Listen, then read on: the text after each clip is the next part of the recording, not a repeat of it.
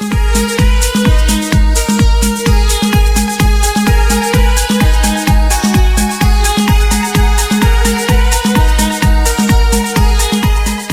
មស្វាគមន៍និងស្ដាប់តម្រុយឆ្នោតយូនប្រចាំថ្ងៃដើម្បីជាកម្លាំងចិត្តសូមពុកម៉ែបងប្អូនចុច like និងសញ្ញាជាម្នាក់មួយផងដើម្បីទទួលបានតម្រុយថ្មីប្រចាំថ្ងៃ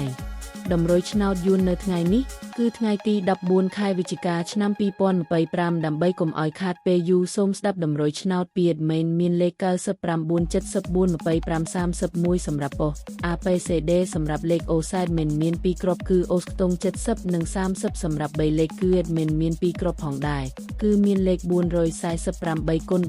317គុណបើសិនជាពុកម៉ែបងប្អូនស្រឡាញ់និងពេញចិត្តលេខទាំងនេះពុកម៉ែបងប្អូនអាចយកលេខទាំងនេះទៅផ្សងសំណាងបានជាចុងក្រោយសូមជូនពរពុកម៉ែបងប្អូនដែលយកលេខខាង admin ទៅផ្សងសំណាងហេងយើងទាំងអស់គ្នាជូនពរពុកម៉ែបងប្អូនជួបតែសំណាងល្អនិងសុខភាពអសូមជម្រាបលាជួបគ្នានៅថ្ងៃស្អែកបន្តទៀត